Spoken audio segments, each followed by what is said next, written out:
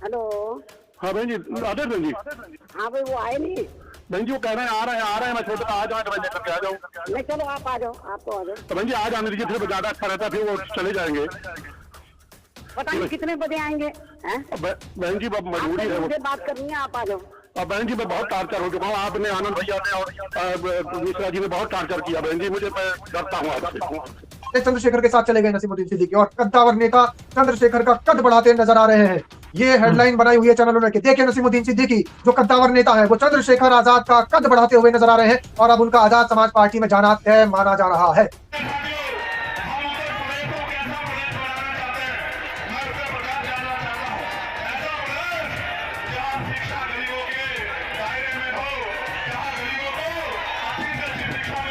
वो समाजवादी पार्टी के साथ जाएंगे क्योंकि समाजवादी पार्टी के और कांग्रेस के रिश्ते जो हैं आपस में वो सही नहीं नजर आ रहे हैं। तो इसलिए कांग्रेस समाजवादी पार्टी के साथ में मिलकर चुनाव नहीं लड़ेगी। तो नसीमुद्दीन सिद्दीकी एक बड़ा चेहरा हो सकते हैं और आजम खां को रिप्लेस करने के लिए नसीमुद्दीन सिद्दीकी को लाया जा सकता है। इस तरीके कल ही एक फोन आया मेरे पास और कहा उसने कि हमारा मरीज अस्पताल में था और डॉक्टर छोड़ नहीं रहा है मरीज को, और इसलिए नहीं छोड़ रहा है क्योंकि अभी पैसे का भुगतान नहीं हुआ है। तो मैंने उनसे कहा कि ऐसा करो, हम मदद कर रहे हैं आपकी, डॉक्टर का इलाज बाद में हम लोग कर देंगे। ये सारी बातों पर विराम लगाते हुए नसीमुद्दीन सिद्दीकी वापस अपने घर जा रहे हैं। लेकिन घर कौन सा? घर तो उनके दो हैं, एक पुराना घर और एक नया घर। अब कौन से घर वापसी हो रही है? क्योंकि उन्होंने ये भी कहा था कि अजय राय उनसे लगातार मिलने के लिए आ रहे हैं, संपर्क में है। कांग्रेस के जो प्रदेश अध्यक्ष हैं वो भी संपर्क में है, कांग्रेस के जो बड़े नेता हैं वो भी संपर्क में है और कहीं ना कहीं नसीमुद्दीन सिद्दीकी को मनाने की कवायद कांग्रेस की तरफ से लगातार जारी है। कांग्रेस की भारत जोड़ो यात्रा लगातार जारी है, जिसकी शिरकत आज नसीमुद्दीन सिद्दीकी द्वारा बुलंदशहर के कार्यालय पर की गई। एक बात तो हम दर्शकों के सामने साफ कर देते हैं कि आखिर नसीमुद्दीन सिद्दीकी जा कहां रहे हैं। इस बात का सवाल हमारे बहुजन समाज के तमाम साथी, बहुजन समाज के जो दर्शक हैं वो लगातार ढूंढने का प्रयास कर रहे हैं। बहुत सारे लोग सोच रहे हैं कि आखिर नसीमुद्दीन सिद्दीकी की बातों से पर्दा हटाया जाए और लाजमी भी है, हटना भी चाहिए विभाग जी, मैं तो ये मानता हूँ। और सबकी इच्छा भी है, सब जानना भी चाहते हैं, सादा भी सब जानना चाहते हैं कि आखिर नसीमुद्दीन सिद्दीकी का क्या हुआ। तो अगर कांग्रेस को वो छोड़ के आए तो कहीं ना कहीं अगर पुराने घर में उनकी वापसी होती है तो दोनों को ही फायदा, उनको तो है ही फायदा, लेकिन कहीं ना कहीं ये कहना भी गलत नहीं होगा कि बीएसपी को भी फायदा है। देखिए बीएसपी को फायदा होना ना होना ये डिपेंड करता है कि नसीमुद्दीन सिद्दीकी जो अब वापस से दूसरे नसीमुद्दीन सिद्दीकी जो 8 साल का वनवास काट करके आए हैं कांग्रेस पार्टी में, क्या वही नसीमुद्दीन सिद्दीकी आज भी हैं वो जो पुराने नसीमुद्दीन सिद्दीकी हुआ करते थे? क्या आज भी उनका राजनीतिक वर्चस्व उतना ही बरकरार है जितना पहले हुआ करता था? ये मायने रखता है। बहुत सारे लोग तो कयास लगा रहे हैं कि पुराने घर में वापसी होगी, यानी बहुजन समाज पार्टी में वापसी हो जाएगी। लेकिन सवालिया निशान तो ये भी खड़ा हो जाता है कि क्या बहुजन समाज पार्टी सुप्रीमो बहन मायावती आज नसीमुद्दीन सिद्दीकी को लेकर के 2027 की नैया पार लगाएंगी? ये भी देखा जा रहा है। बहुत सारे जो राजनीतिक विश्लेषक हैं वो ये कह रहे हैं कि नसीमुद्दीन सिद्दीकी हालांकि कद्दावर नेता माने जाते रहे हैं, लेकिन आज के समय में उनका कद कद्दावर वाला नहीं रहा। कि भाई नमक तो जरूर हलाल कर देना चाहिए। जी, आप हेमंता बिस्वा शर्मा देखिए, ज्योतिरादित्य सिंधिया देखिए, आप कमलनाथ को देखिए, आप बहुत सारे ऐसे कद्दावर नेता कांग्रेस के देखिए जो आज भारतीय जनता पार्टी के साथ में है। तो राजनीतिक ऊंट किस करवट बैठ जाए ये नहीं कहा जा सकता, लेकिन दर्शकों को आज हम ये जरूर बताना चाहेंगे विभाग जी कि आखिर नसीमुद्दीन सिद्दीकी कहाँ जा रहे हैं, क्योंकि इस तरीके की खबरों पर आज हम इन अटकलों पर विराम लगाने की कोशिश करेंगे। नमस्कार, क्या हाल चाल है? सब ठीक है? बहुत बढ़िया, बहुत बढ़िया। अपना और अपने इनको ख्याल रखो और जब टाइम मिले तो वीडियो जरूर देखो। देसी देख, बिगर ब्रेक, बगैर लाग लपेट, बिल्कुल देसी अंदाज में। मैं विपिन विभाग और मेरे सामने पत्रकार शादाब रिजवी। जय हिंद, जय भीम, सत श्री अकाल, आदाब। मेरा नाम है शादाब। सबसे पहले शादाब रिजवी हमारा आह्वान। सबसे पहले हमारा आह्वान तमाम हमारे बहुजन समाज के साथी, बहुजन समर्थक, बहुजन समाज पार्टी के नेता पदाधिकारी, आजाद समाज पार्टी के भी नेता पदाधिकारी और जितने भी और बहुजन समाज से ताल्लुक रखने वाले लोग हैं, उन सबसे एक ही अपील कि सिर्फ और सिर्फ बाबा साहेब भीमराव अंबेडकर की तरह मान्यवर साहब काशीराम को भी भारत रत्न दिलाया जाना चाहिए। ये अपील इतनी ज्यादा फैलनी चाहिए, बिल्कुल सही कह रहे हैं आप। चारों तरफ ये अपील फैल जाए और बस एक दिन वो सामने नजर आ जाए कि मान्यवर साहब काशीराम को ये सरकार, चाहे जो सरकार हो, बस भारत रत्न से नीचे कोई गुंजाइश नहीं। बिल्कुल, भारत रत्न से नीचे कोई गुंजाइश नहीं। शादाब रिजवी, नसीमुद्दीन सिद्दीकी के बारे में क्या जानकारी है फिलहाल की? देखिए नसीमुद्दीन सिद्दीकी इस समय उत्तर प्रदेश की राजनीति का एक गर्म मुद्दा बना हुआ है। नसीमुद्दीन सिद्दीकी पर बहुत सारे लोगों की नजरें टिकी हुई है। हालांकि मैंने जैसे पहले बताया था कि खाली एक मात्र नसीमुद्दीन सिद्दीकी की अगर बात होती तो उनको इतना ज्यादा महत्वपूर्ण नहीं माना जाता, लेकिन महत्वपूर्ण जनता क्यों मान रही है? क्योंकि नसीमुद्दीन सिद्दीकी के साथ साथ कई पूर्व विधायक, कई पूर्व मंत्री और सैकड़ों की संख्या में नेता शामिल होंगे, जिस पार्टी में भी शामिल होंगे। तो सवाल ये उठता है कि आखिर किस पार्टी में शामिल होंगे? तो मैं बता दूं बेबाक जी, दर्शकों के जी बीच में बहुत सारी ऐसी खबरें आ रही हैं। कुछ चैनल ऐसे हैं, सोशल मीडिया के कुछ ऐसे प्लेटफॉर्म हैं जिन्होंने नसीमुद्दीन सिद्दीकी को आजाद समाज पार्टी में शामिल कर दिया है। वो कह रहे हैं चंद्रशेखर के साथ चले गए नसीमुद्दीन सिद्दीकी, और कद्दावर नेता चंद्रशेखर का कद बढ़ाते नजर आ रहे हैं। ये हेडलाइन बनाई हुई है चैनलों ने कि देखिए नसीमुद्दीन सिद्दीकी जो कद्दावर नेता है वो चंद्रशेखर आजाद का कद बढ़ाते हुए नजर आ रहे हैं, और अब उनका आजाद समाज पार्टी में जाना तय माना जा रहा है। इस तरीके की खबरें हैं। कुछ लोग कह रहे हैं कि कहीं भी नहीं जाएंगे, समाजवादी पार्टी के साथ जाएंगे। उनका कहना यह है कि नसीमुद्दीन सिद्दीकी अगर कांग्रेस छोड़कर आए हैं तो अब वो समाजवादी पार्टी के साथ जाएंगे, क्योंकि समाजवादी पार्टी के और कांग्रेस के रिश्ते जो हैं आपस में वो सही नहीं नजर आ रहे हैं। तो इसलिए कांग्रेस समाजवादी पार्टी के साथ में मिलकर चुनाव नहीं लड़ेगी। तो नसीमुद्दीन सिद्दीकी एक बड़ा चेहरा हो सकते हैं, और आजम खां को रिप्लेस करने के लिए नसीमुद्दीन सिद्दीकी को लाया जा सकता है। इस तरीके की खबरें भी फैल रही है। अब सोशल मीडिया का दौर है, खबरें कुछ भी फैल सकती हैं। बहुत सारे जो चैनल्स हैं, जो मेन स्ट्रीम मीडिया है, जब वही भ्रामक खबरें हमारे देश में फैला रहे हैं, तो सोशल मीडिया तो फिर भी कोई ऑथेंटिक नहीं माना जा रहा है ना अभी हमारे देश में। अभी कोई कानून नहीं बिल्कुल। बना सोशल मीडिया के लिए। तो इसलिए खबरें ये भी फैल रही हैं कि सारी बातों पर विराम लगाते हुए नसीमुद्दीन सिद्दीकी वापस अपने घर जा रहे हैं। लेकिन घर कौन सा? घर तो उनके दो हैं, एक पुराना घर और एक नया घर। अब कौन से घर वापसी हो रही है? क्योंकि उन्होंने ये भी कहा था कि अजय राय उनसे लगातार मिलने के लिए आ रहे हैं, संपर्क में हैं। कांग्रेस के जो प्रदेश अध्यक्ष हैं वो भी संपर्क में है, कांग्रेस के जो बड़े नेता हैं वो भी संपर्क में है, और कहीं ना कहीं नसीमुद्दीन सिद्दीकी को मनाने की कवायद कांग्रेस की तरफ से लगातार जारी है। तो अब ये अच्छा। अपनी कवायद में कितना सक्सेस होते नजर आते हैं कांग्रेसी, ये भी वक्त बताएगा आने वाला। लेकिन एक बात तो हम दर्शकों के सामने साफ कर देते हैं कि आखिर नसीमुद्दीन सिद्दीकी जा कहां रहे हैं। इस बात का सवाल हमारे बहुजन समाज के तमाम साथी, बहुजन समाज के जो दर्शक हैं, वो लगातार ढूंढने का प्रयास कर रहे हैं। बहुत सारे लोग बिल्कुल सोच बिल्कुल। रहे हैं कि आखिर नसीमुद्दीन सिद्दीकी की बातों से पर्दा हटाया जाए, और लाजमी भी है, हटना भी चाहिए विभाग जी। मैं तो ये मानता हूं और कि सबकी इच्छा भी नसीमुद्दीन है, सब जानना भी चाहते हैं, सादा रिजवी सब जानना चाहते हैं कि आखिर नसीमुद्दीन सिद्दीकी का क्या हुआ। तो अगर कांग्रेस को वो छोड़ के आए तो कहीं ना कहीं अगर पुराने घर में उनकी वापसी होती है तो दोनों को ही फायदा, उनको तो है ही है फायदा, लेकिन कहीं ना कहीं ये कहना भी गलत नहीं होगा कि बीएसपी को भी फायदा है। देखिए, बीएसपी को फायदा होना ना होना ये डिपेंड करता है कि नसीमुद्दीन सिद्दीकी जो अब वापस से दूसरे नसीमुद्दीन सिद्दीकी जो 8 साल का वनवास काट करके आए हैं कांग्रेस पार्टी में, क्या वही नसीमुद्दीन सिद्दीकी आज भी हैं वो जो पुराने नसीमुद्दीन सिद्दीकी हुआ करते थे? क्या आज भी उनका राजनीतिक वर्चस्व उतना ही बरकरार है जितना पहले हुआ करता था? ये मायने रखता है। बहुत सारे लोग तो कयास लगा रहे हैं कि पुराने घर में वापसी होगी, यानी बहुजन समाज पार्टी में वापसी हो जाएगी। लेकिन सवालिया निशान तो ये भी खड़ा हो जाता है कि क्या बहुजन समाज पार्टी सुप्रीमो बहन मायावती आज नसीमुद्दीन सिद्दीकी को लेकर के 2027 की नैया पार लगाएंगी? ये भी देखा जा रहा है। बहुत सारे जो राजनीतिक विश्लेषक हैं वो ये कह रहे हैं कि नसीमुद्दीन सिद्दीकी हालांकि कद्दावर नेता माने जाते रहे हैं, लेकिन आज के समय में उनका कद कद्दावर वाला नहीं रहा। अगर वो कद्दावर नेता होते तो कई बार राहुल गांधी से जो उनकी बातचीत हुई है, खुद मैं नसीमुद्दीन सिद्दीकी के शब्द आपको बता रहा हूं, उन्होंने एक इंटरव्यू में ये कहा है कि राहुल गांधी से उनकी 4 से 5 मुलाकातें हुई है। तो जब शुरुआत में अच्छा। उन्होंने बसपा छोड़ी थी नसीमुद्दीन सिद्दीकी ने, तो सबसे महत्वपूर्ण बात यह है दर्शकों जो मैं आपको बता रहा हूं कि आखिर ये क्या बात है। इसी बात से आप अंदाजा लगा सकते हैं, और इस बात के मायने ये निकल करके आ रहे हैं कि नसीमुद्दीन सिद्दीकी का कद आज के समय में कितना बड़ा है। खुद नसीमुद्दीन सिद्दीकी ने यह कहा कि राहुल गांधी ने उनके पास खुद फोन करके ऑफर भेजा था जब उन्होंने बहुजन समाज पार्टी छोड़ी थी। तो राहुल गांधी से नसीमुद्दीन सिद्दीकी ने समय मांगा था कि सर अभी मैं जो हूं तुरंत एकदम आनन फानन में कांग्रेस नहीं ज्वाइन कर सकता। राहुल गांधी ने उनसे पूछा कि भाई क्यों, कारण बताइए आप। तो नसीमुद्दीन सिद्दीकी ने कहा कि मेरे जो अपने साथ के लोग हैं वो इतनी जल्दी इकट्ठे नहीं हो सकते, अभी नहीं आ सकते। तो कहीं ना कहीं यहाँ अच्छा। पर उन्हीं की बातों से, उन्हीं की जुबान से सवालिया निशान खड़ा हो रहा है। राहुल गांधी ने जब हम्म। कहा कि आ जाइए कांग्रेस ज्वाइन करिए, तो नसीमुद्दीन सिद्दीकी ने मना कर दिया कि अभी नहीं, अभी मैं अपने समर्थकों को और जो मेरे शुभचिंतक हैं उनको, जो मेरे राजनीतिक सलाहकार हैं या राजनीतिक साथी हैं, उन लोगों को इकट्ठा करूंगा, उसके बाद कांग्रेस में ज्वाइनिंग होगी। तो राहुल गांधी ने कहा आप अकेले आ जाइए, कोई बात नहीं, आपके साथ में लोग इकट्ठे नहीं हो पा रहे हैं अभी, आप अकेले आ जाइए, आप सदस्यता ज्वाइन करिए, बाकी का बाद में देखा जाएगा। तो ये एक सवाल है जो बड़ा अहम सवाल है कि नसीमुद्दीन सिद्दीकी को जब राहुल गांधी ने ऑफर दिया था तो क्यों अकेले नसीमुद्दीन सिद्दीकी खड़े नजर आए थे?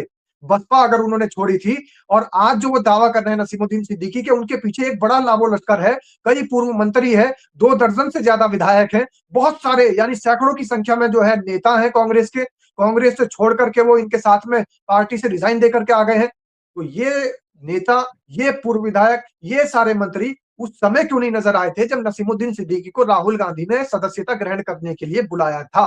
तब तो इन्होंने समय मांगा था। तो एक ये भी बात डिपेंड हो रही है, ये भी दर्शक और बहुजन समाज पार्टी के शीर्ष नेतृत्व और छोटे मोटे बड़े सारे तरीके के पदाधिकारी ये भी कयास लगा रहे हैं कि नसीमुद्दीन सिद्दीकी का आज के समय में वजन कितना है। तो ये डिपेंड करता है कि आखिर बहुजन समाज पार्टी उनका आकलन कर रही है, और तमाम जो राजनीतिक पार्टियां हैं वो भी आकलन कर रही है कि नसीमुद्दीन सिद्दीकी के पास, विभाग जी अगर मैं बिल्कुल देहाती शब्दों में कहूं तो ये देखा जाता है कि माल कितना है। डिपेंड करता माल है कि कितना, इनके ये पीछे बात माल तो कितना है। सादा ब्रिज भी, बिल्कुल सादा ब्रिज भी ये बात माल तो वो सही है, पैसों वाला लेकिन माल नहीं, अगर नेताओं वाला, बिल्कुल संख्या वाला। बिल्कुल सादा ब्रिज भी, लेकिन अगर वो कांग्रेस छोड़ के आए तो ऐसा तो है नहीं कि वो अब आके प्रोग्राम बनाएंगे। भाई पहले प्रोग्राम तय करा होगा, कोई नसीमुद्दीन सिद्दीकी ऐसे कोई बिल्कुल कल परसों के नेता तो है नहीं। प्रोग्राम उनका तय है, लेकिन इस प्रोग्राम के बीच में राजनीति है विभाग जी। राजनीति कब किस करवट बैठ जाए कुछ पता नहीं। राजनीतिक ऊंट का ये लास्ट टाइम तक भी नहीं पता होता कि आखिर ये किस और दिशा बदल दे। बहुत सारे हमने नेता ऐसे देखे हैं कि वो राहुल गांधी के बिल्कुल करीबी माने जाते थे, कांग्रेस में एक उनका नाम था कि भाई राहुल गांधी के दोस्त हैं, मित्र हैं, लेकिन वो भारतीय जनता पार्टी में आज के समय में। तो ये कब कैसा समय बदल जाए कुछ नहीं कहा जा सकता इस समय राजनीति में। आप ज्योतिरादित्य सिंधिया की बात कर रहे हैं। भाई उनका मैं अपना तो बिजनेस था, उनका कारोबार था, वो उन्हें चलाना था, ये भी उनके साथ एक मजबूरी थी। खाली ज्योतिरादित्य सिंधिया नहीं है बेबाक जी, आप हिमंता बिस्वा जी शर्मा देखिए, ज्योतिरादित्य सिंधिया देखिए, आप कमलनाथ को देखिए, आप बहुत सारे ऐसे कद्दावर नेता कांग्रेस के देखिए जो आज भारतीय जनता पार्टी के साथ में है। तो राजनीतिक ऊंट किस करवट बैठ जाए ये नहीं कहा जा सकता, लेकिन दर्शकों को आज हम ये जरूर बताना चाहेंगे विभाग जी कि आखिर नसीमुद्दीन सिद्दीकी कहाँ जा रहे हैं, क्योंकि इस तरीके की खबरों पर आज हम इन अटकलों पर विराम लगाने की कोशिश करेंगे। इन चलिए, बहुत अटकलों अच्छी पर, बात इन है, आप विराम कयासबाजियों पर लगाइए, बिल्कुल बताइए। विराम लगेगा। तो फिर लगातार बने सादा रहिए, ब्रिज भी जितने हमारे बताइए साथी, कहाँ जा रहे हैं। सादा जितने ब्रिज भी हमारे फिर साथी, बताइए कहाँ जा रहे हैं।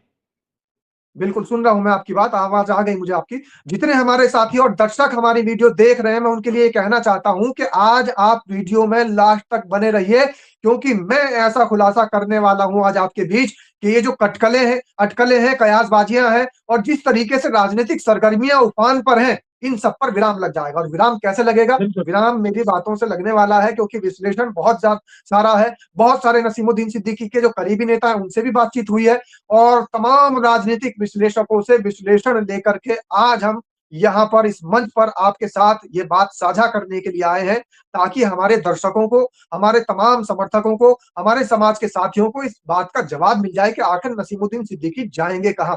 तो नसीमुद्दीन बिल्कुल सिद्दीकी कहाँ जाएंगे? सबसे पहली बात, सादा जो ब्रिज भी। इसके बाद में एक सवाल और है, आपके जो सांसद हैं उनसे लेकर एक सवाल है, आप अपनी बात पूरी करिए, उसके बाद फिर आपको वो सवाल का जवाब देना है। मैं पहले सांसद जी के सवाल का जवाब दूं लास्ट में, क्योंकि दर्शक तो हमारे बने हुए हैं, और मैं कहता हूं बने रहिए। लास्ट में मैं जरूर आपको बता दूंगा कि नसीमुद्दीन सिद्दीकी चलिए, कहां जा रहे हैं, तारीख भी मैं बताऊंगा, सारी चीजें बता दूंगा। बिल्कुल बिल्कुल बिल्कुल मैं आपसे बताऊं कि सांसद जी, आपके जो सांसद जी हैं, उनकी एक वीडियो बहुत ज्यादा वायरल हो रही है, जिसमें वो कहते सुने जा रहे हैं कि अगर यूजीसी बिल किसी भी तरीके से सरकार ने वापस लिया तो ईंट से ईंट बजा देंगे।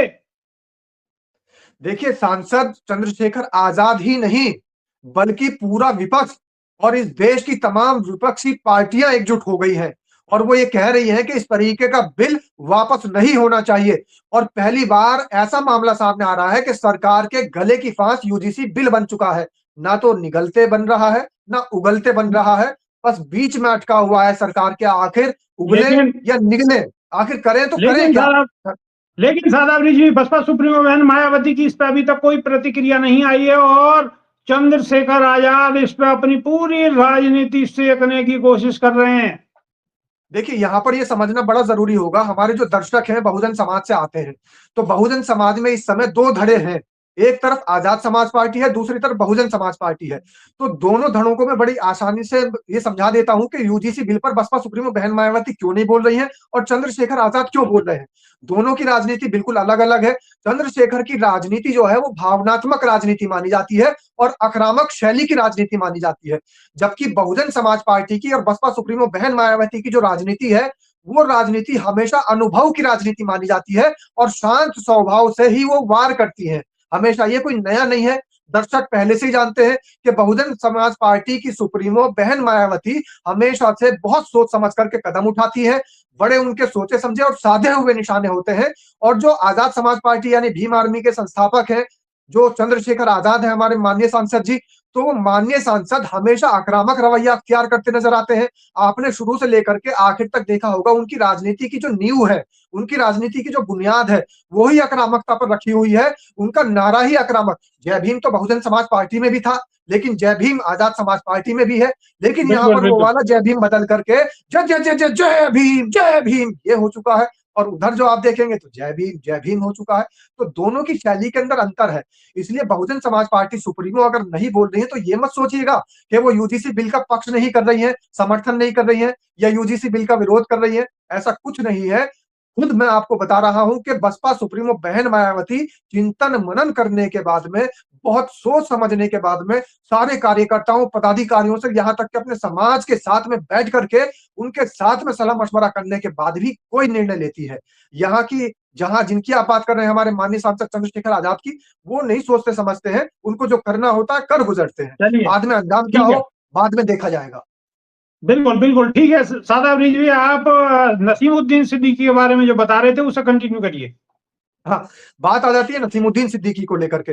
लोग बाग ये कह रहे हैं कि नसीमुद्दीन सिद्दीकी कहीं नहीं जाएंगे, सीधा आजाद समाज पार्टी की तरफ जाएंगे। तो बहुत सारे लोगों के लिए मैं ये बता दूं, अभी ना आजाद समाज पार्टी की तरफ जा रहे हैं ना बहुजन समाज पार्टी की तरफ जा रहे हैं, बल्कि नसीमुद्दीन सिद्दीकी ने खुद ये कह दिया है कि 1 तारीख को हम ये बताएंगे। 1 फरवरी वो तारीख तय कर दी गई है। वो तारीख राजनीतिक इतिहास की आगे की जो भूमिका है उसको बांधने का काम करेगी कि आखिर उत्तर प्रदेश की राजनीति किस ओर जा रही है, ये राजनीतिक ऊंट किस करवट बैठने वाला है। और वो भी उन्होंने क्यों कहा, वो ये दावा कर रहे हैं कि मेरे साथ में 2 दर्जन से ज्यादा विधायक है जो कांग्रेस पूर्व विधायक है, जो कांग्रेस छोड़ करके आए हैं। उसके अंदर कुछ पूर्व मंत्री भी है, तो पूर्व मंत्री तो ये भी है। अब जब ये खुद पूर्व मंत्री हैं और बहुत सारे पूर्व मंत्री हैं, पूर्व विधायक हैं, बहुत सारे सैकड़ों की संख्या में नेता हैं, तो ये सारे लोग मिलकर के तय करेंगे। इनकी मीटिंग का जो समय है वो निश्चित कर दिया गया है। 1 फरवरी को इनकी मीटिंग होगी। सारे लोग मीटिंग कर करके ये बातें बताएंगे कि भाई कौन सी पार्टी में जाकर के हम काम कर सकते हैं। हालांकि उन्होंने संकेत दे दिए हैं कि बहुजन विचारधारा के साथ ही रहेंगे। अब बहुजन विचारधारा कौन सी विचारधारा है? आजाद समाज पार्टी भी बहुजन विचारधारा है। यहां तक कि अगर माना जाए तो अखिलेश यादव भी कई बार मान्यवर साहब कांशीराम का नारा लगाते नजर आते हैं, और कांग्रेस तो खुद बहुजन विचारधारा की बात करती नजर आती है। आपने देखा होगा पिछले समय से कुछ ऐसी मीटिंग्स थी, ऐसी रैलियां थी जहां पर राहुल गांधी बिना लाल किताब के नहीं जाते थे, तो बहुजन विचारधारा को ही वो आगे बढ़ा रहे थे। अब नसीमुद्दीन सिद्दीकी कौन सी वाली बहुजन विचारधारा की बात कर रहे हैं, ये देखने वाली बात होगी। ये किस्सा दिलचस्प होगा और इस किस्से पे से पर्दा उठेगा 1 फरवरी को। 2 फरवरी का समय मैं निर्धारित कर रहा हूं, बहुत सारे साथियों से, दर्शकों से बता रहा हूं कि 2 फरवरी को उत्तर प्रदेश की राजनीति का एक ऐसा दिन होगा जब ये तय होगा कि बहुजन समाज की राजनीति किस ओर जाने वाली है।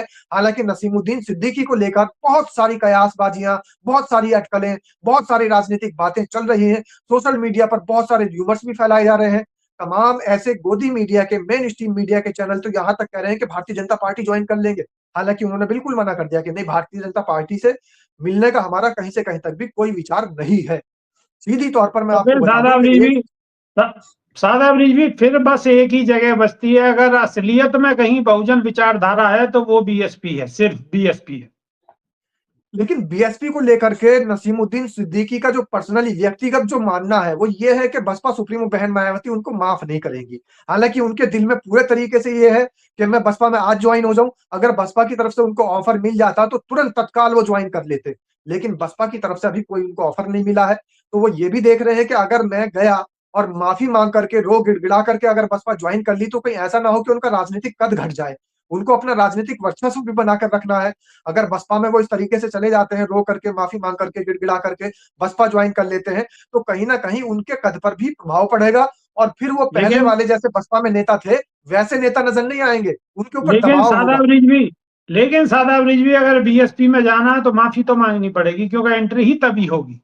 माफी तो वो एक तरीके से मांग चुके हैं। एक पत्रकार के सवाल के जवाब में उन्होंने कहा कि बसपा सुप्रीमो बहन मायावती का जब मुझ पर कॉल आता था तो मैं बैठ करके बात करता था, और अगर अब मेरे पास में बसपा सुप्रीमो बहन मायावती की कॉल आ जाए तो मैं तुरंत उनके सम्मान में खड़ा होकर के बात करूंगा। इतना सम्मान मेरे दिल में बसपा सुप्रीमो बहन मायावती के लिए है। तो ये आंसू ही तो है, ये अपने पिछले समय के लिए रो रहे हैं। लेकिन विभाग जी, मैं तो अंत में एक ही बात कहूंगा कि दर्शक हमारे जो है वो भ्रमित ना हो, भ्रामक खबरों के चक्कर में ना आए, लगातार बने रहे स्वराज टाइम्स पर, और वो ये देखते रहे कि आखिर ये मोड़ किस ओर मुड़ने वाला है, ये राजनीतिक पहलू कहां जाएगा। और शादाब रिजवी का विश्लेषण इसलिए अपने आप में मायने रखता है क्योंकि हम किसी चैनल के या किसी के लिए हुए पैसों से खबरें नहीं बताते हैं। यहाँ पर सिर्फ और सिर्फ सच्चे मन से बहुजन समाज की सेवा करने के लिए लगातार तत्पर बने रहते हैं। आपका प्यार, आपका स्नेह, आपका जो ये लगाव है, जो आप कमेंट के माध्यम से अपनी राय रखते हैं, वही हमारी असली ताकत है। तो लगातार अपना प्यार ऐसे ही बनाकर रखिएगा। चैनल को जो लोग नए हैं सब्सक्राइब कर लीजिएगा, जो लोग अभी आए हैं और सब्सक्राइब नहीं कर पाए सब्सक्राइब कर लीजिएगा, और कमेंट के माध्यम से अपनी राय जरूर रखिएगा। बहुत बहुत धन्यवाद शादाब रिजवी। अगर आपने को वीडियो अच्छी लगी है और आप वीडियो आपने पूरी देखी है तो आपके हाथ में फोन है, फोन में एक बटन है, उस बटन को दबाइए और खबर को ठोकते रहिए, ठोकते रहिए, ठोकते रहिए, दूसरे के फोनों तक पहुंचाइए। ये आपकी जिम्मेदारी है। हम अपना काम शिद्दत से कर रहे हैं और आप भी अपना काम शिद्दत से करें। और शादाब रिजवी की बात आपको कैसी लगी, कमेंट के माध्यम से अपनी राय जरूर रखें। शादाब रिजवी। बहुत सारे विभाग जी, बहुत सारे हमारे दर्शक ऐसे हैं जो कमेंट कर रहे हैं। जब मैं कल स्क्रॉल कर रहा था कमेंट, तो एक उसके अंदर काली प्रसाद नाम के एक व्यक्ति ने, हमारे बहुजन साथी, बहुजन योद्धा, बहुजन क्रांतिकारी ने कमेंट किया है, और उन्होंने लिखा है नाम लिख करके, शादाब रिजवी मैं आपको बहुत बार कमेंट कर चुका हूं लेकिन आप मेरे कमेंट का जवाब नहीं देते और आप अपने चैनल में मेरा नाम नहीं लेते। तो काली प्रसाद जी, नंबर आपका आ चुका है, आपका कमेंट पढ़ दिया है, नहीं देख पाए थे। और बहुत सारे समाज के साथियों के लिए मैं बहुत क्षमा याचना का पात्र हूं कि उनके कमेंट नहीं पढ़ पा रहा हूं, नहीं जवाब दे पा रहा हूं। तो आप ये मत समझिएगा कि आपके कमेंट हमारे सामने नहीं आ रहे हैं। बस बात सिर्फ इतनी सी है कि वीडियो लंबी हो जाती है, इसलिए आपका नाम, आपका जिक्र रह जाता है। किसी दिन लाइव में आएंगे तो आप सबके नाम लिए जाएंगे।